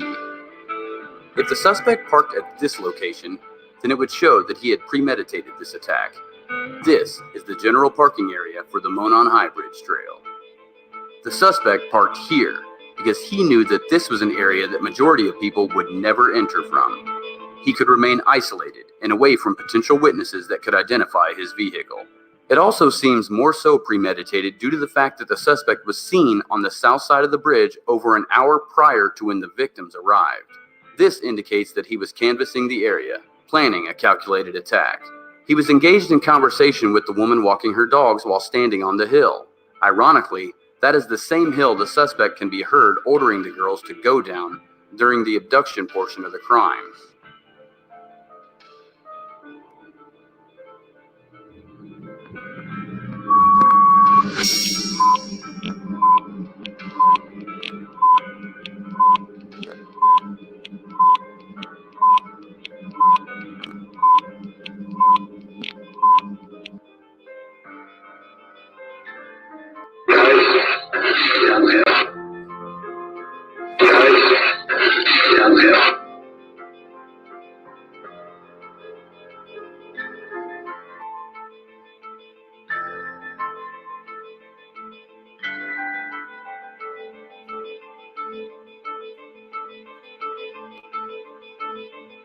For those of you who do not know me, my name is Anthony Greeno. a former reality TV bounty hunter turned investigative reporter. Self-proclaimed bounty hunter and reality star, this time in Indiana. We first told you about Anthony Greeno last month when he was in our area bounty hunting.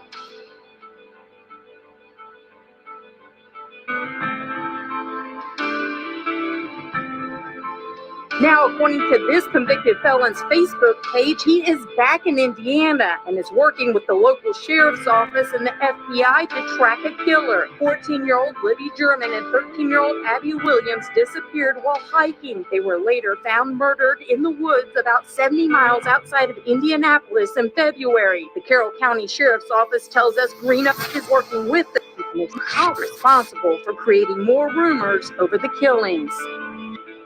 As far as that murder investigation goes, the sheriff's office tells us they're still looking for the killer. I am also the only YouTube personality who resides right here in Delphi, Indiana. Carroll County is where I grew up, and for the last 2.5+ years, I've dedicated majority of my life to finding the facts associated with this case. Weeks into the investigation, authorities executed a search warrant here at the home of Ron Logan. Just upstream from the Monon High Bridge. You have anything to say, Mr. Logan? You been able to clear anybody in this case? I think that the people that we have talked to at this point in time, we feel confident that there was no involvement. Tonight, another prayer vigil for Abigail Williams and Liberty German. Carrie Timmons spoke. She's starting a foundation to help missing children, murdered children, to be an advocate. She's ready for justice, as is the community of Carroll County, and the people here of Delphi. When will justice be served on this monster? It's been over a year.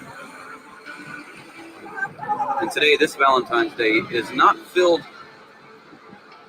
with happiness, but with disappointment that there is no justice and there is no one behind bars. We discussed the possibility that the suspect could have parked here. Right. And that's why no one saw his vehicle. Okay, so I just showed you the photo. Yeah. Tell me about that photo. Was that photo enhanced by law enforcement at all? That was the first time actually I've personally seen that. Okay. And that is not supported by law enforcement that I'm aware of, Anthony. I've spent countless hours at the crime scene studying it, debunking rumors and testing theories, interviewing in person all the major people involved, attending and donating to fundraisers in relation to the case, and doing my best to keep this case in the forefront. This is my community, Delphi, the heart of Carroll County, Indiana. It hurts me deeply to say, I'll never feel the same here again. My old-timey, quiet small town is now plagued as one of the world's biggest unsolved mysteries. We will forever be known as the Delphi murders. I believe the killer is local and is someone many of us know, but just don't recognize him through the pixelated footage. But I have a message to the suspect. I firmly believe that you are watching right now. Chances are, I've spoken with you. And when the day comes that I can finally pinpoint who you really are, justice will be served. Southern style.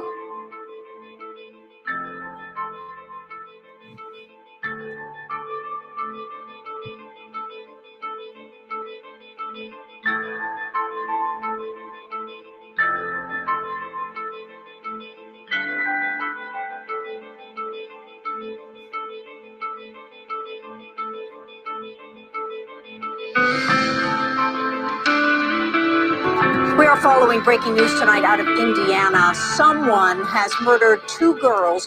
The search is on for a killer in the small city of Delphi. Oh, everybody's upset. They just can't believe somebody would do that to those little girls. Delphi, it's always quiet, but today feels different. You can feel the pain. Where a manhunt is still underway for the killer or killers of these 2 young girls. I believe you have just a little bit of conscience left. 2 children. Only a coward would do such a thing.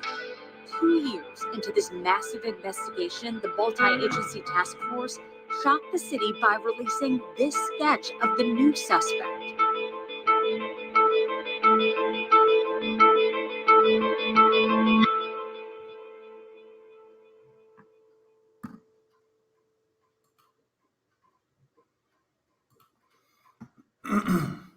What's up, ladies and gentlemen? So yeah, I hope that gave you kind of a better idea on some things with the sketches and just kind of where my thoughts process are here on this. There was people talking on Facebook, and I was looking at it just now, that they think that the girls could have been pushed off the bridge. And I'm here to say no, that's not possible. And I'll tell you why. This is why that's not possible, that they were pushed off the bridge, okay?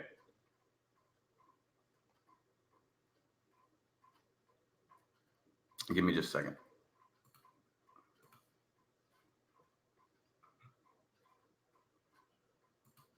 So let's zoom on down to Delphi. Okay, and the reason I'll say that they were not pushed off the bridge, who's banned from Twitter? Not me. It is a 70-foot drop, but where they encountered the suspect, and let me change the historical imagery. Okay, so where they were at here on the bridge is when Libby recorded the suspect, he was standing here and they were standing there. They were already off the bridge. They were already off of it when he encountered them. So they were already off the end. So there's no way that he could push them off. And if he told them go down the hill,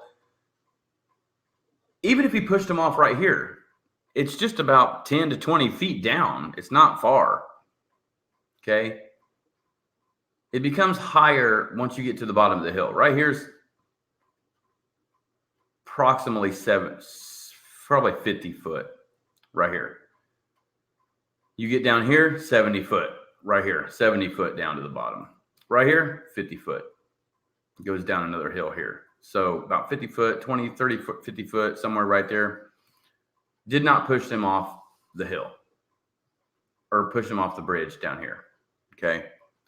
He didn't do that. And that's just, I mean, it's once you go out there and you start looking at it, they were standing here and he was standing here when she recorded him.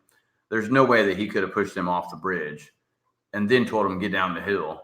There is a hill here, but it's not likely. And then they were found 50 foot in, which is like this far. So like, let me do a ruler. So from the creek bank, which is here, and we'll do feet. We'll go from here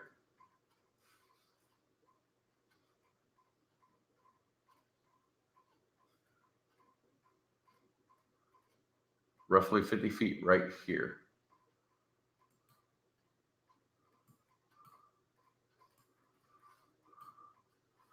See, somewhere right around in here.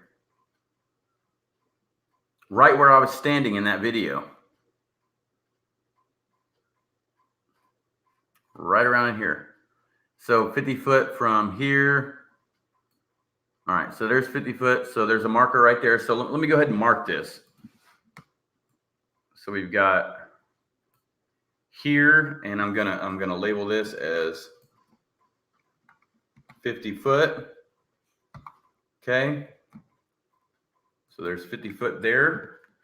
And let me go ahead and mark it here again. So we'll go from here. So we'll save that one. All right.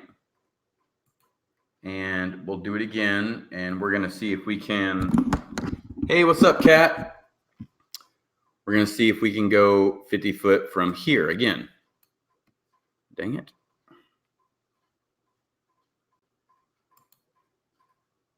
All right. So 50 foot.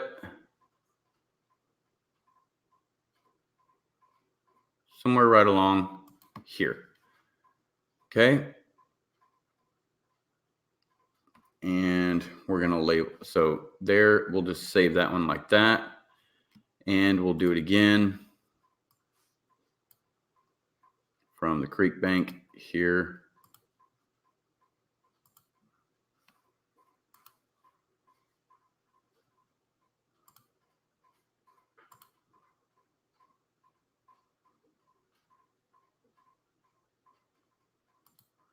$50. Okay, so somewhere along here, and you know what? I tend to think it was a little bit further than 50 feet because I'm saying that right here, this is a jumble of trees. Okay, right there. There's a big thing of trees, a big cluster of trees right there that you guys can see. I tend to think that it was right there that it actually happened, is where they were hidden. So that's probably a little more than 50 feet. You know, it's further than 50 feet for sure. This is the area that I think that they were left in, because why would they have all this taped off if it was like right there? You know what I mean? They probably would have taken more of it off. But this right here was all taped off, pretty big area. So it makes me think that they were in this cluster of trees, which was more hidden. And that just seems more likely than not that they were hidden right around in there. This is 50 foot on each one of these markers. Seems like they would be right there. And being right there, let me go and pull this thing up here, kill the audio, and pull it up here. And I will see if I can go pull this thing up.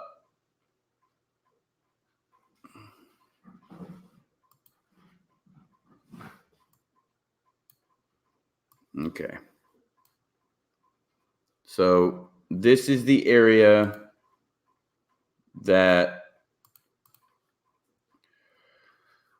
right here. Let me pull this up and show you guys, make it on the big screen. So right here, when you're going through this area, this is entering Ron Logan's property. And once you get through here, once I get to that big tree, and that big tree is located right here, you guys will see that on the map here in just a second. I was standing here and I filmed back this way. You'll see this big cluster of trees back there. All right. So here I am walking through Ron Logan's property. And this is very, very remote. Those are nettles. Thorns all over me when I walk through that. Very, very difficult. So make sure that you guys hit the subscribe button and share this to all your social media friends. We need like 50 more subscribers, and we are there, ladies and gentlemen. At least 50 more. So try to get us 50 more subscribers, please. We would greatly appreciate it. Okay, so there's that big tree over there. All right. So here's a jumble of trees all through this area. Right over here, there's a big jumble of trees. And I think they were found right back in that area. Where's that big tree at? See how it's like a bunch of trees? You wouldn't be able to see anything right through there. That's what it looks like in that area. See behind all these trees and stuff? Behind all these trees, you wouldn't be able to see anybody right there. Creek's right over here. So let me get, and there's that big tree. So that's where I'm standing. So literally, wow. All right, so I walk over to the big tree and I pull this up on the map for you guys to look at it. And I got 10 minutes left and I'm going to call it a night. Okay, so that's where I'm standing. And when I look back this way, there's a big cluster of trees. So let's look at that.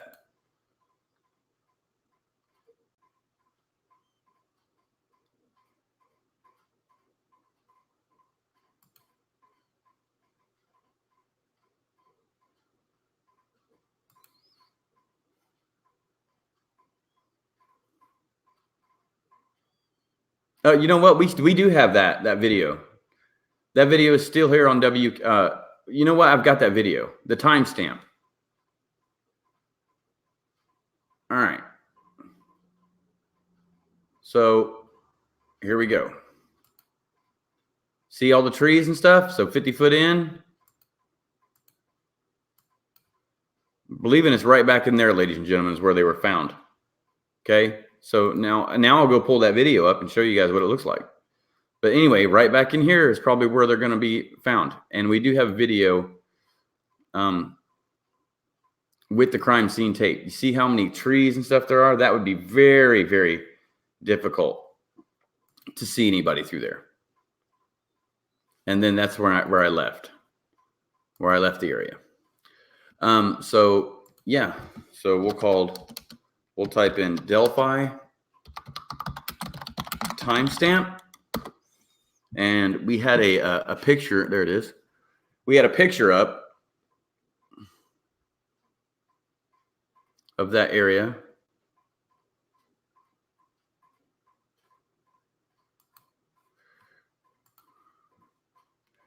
And I think it's right in here. So there's that tree I was just standing at, right there. So right back in there. And here we are. Boom. This is what it looks like when there's no leaves on the tree.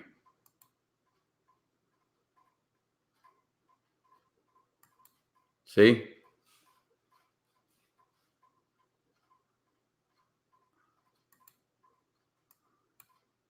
And that was right over there. So that's the photos right there of the area that they were found in. It's more over this way. And then Kat and I, when we was out there with Tony, we was actually standing in that area that we thought that it was. Yeah, it is a big difference. Big difference. It's a really big difference out there. It's so much of a difference that you've seen all those, you know, the overgrowth that's there now. That's what it looks like in February. A lot different. And they taped that whole thing off. So as you can see, it's not far from the creek bank. They was found somewhere over here. It's 11:53 p.m. here on October 6th.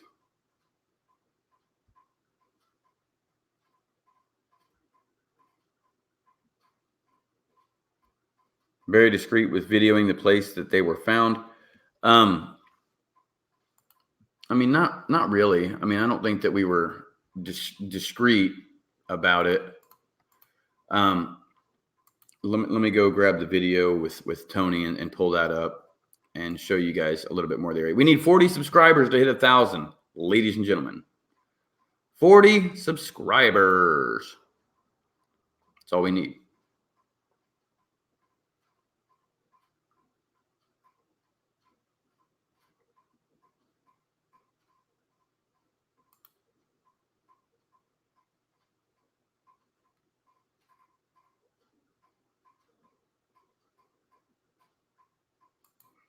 Okay, so here we are walking up on it.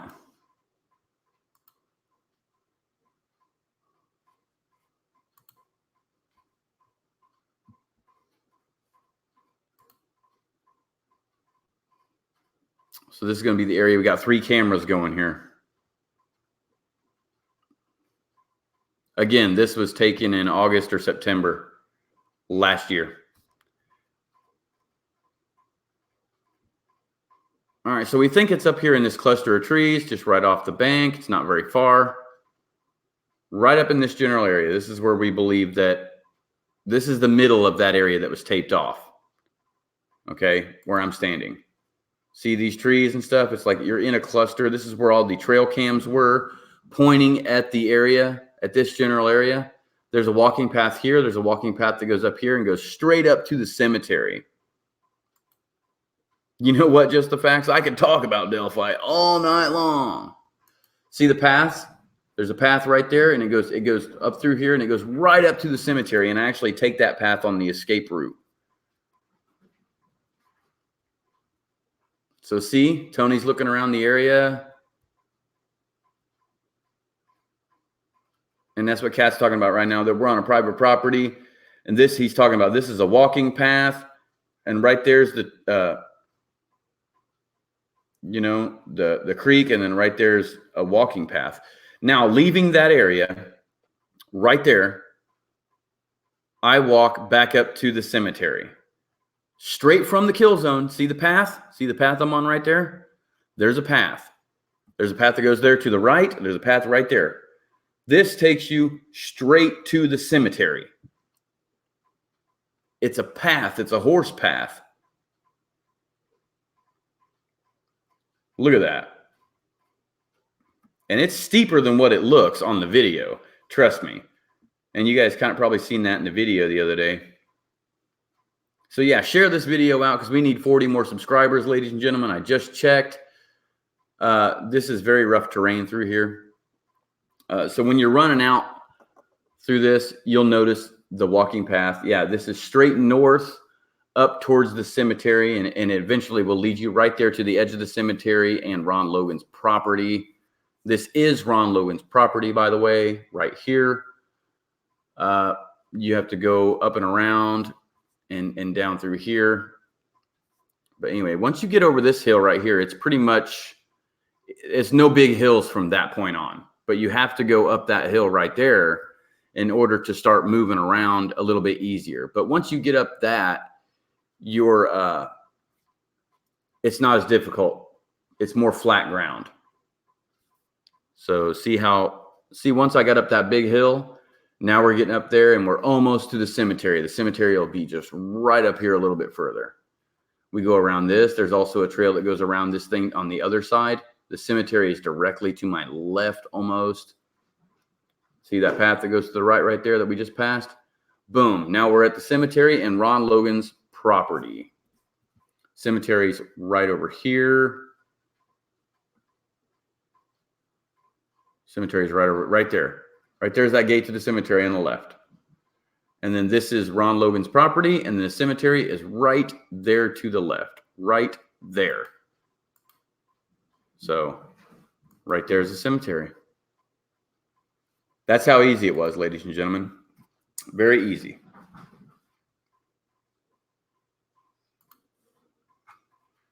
Very, very easy.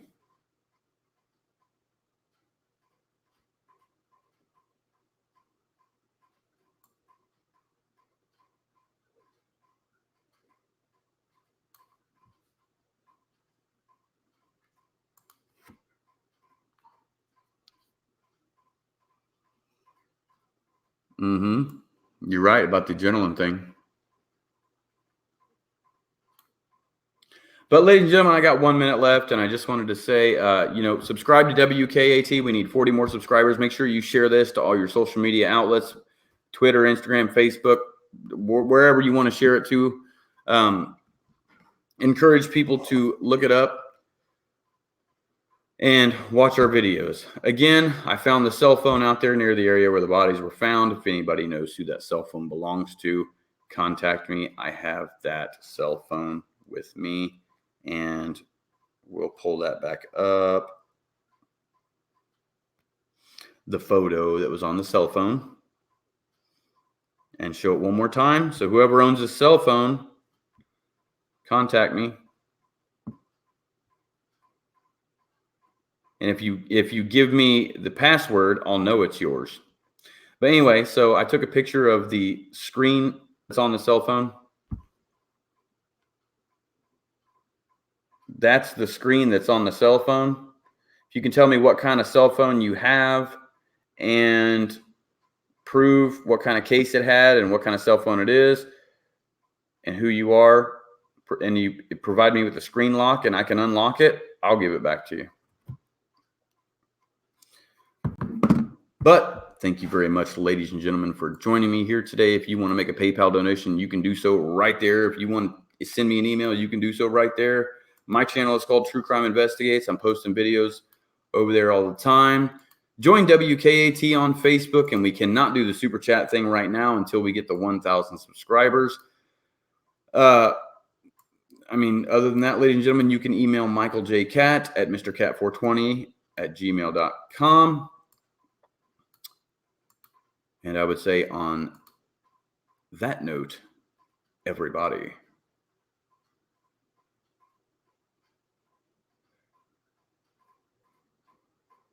Keep it Southern style, y'all.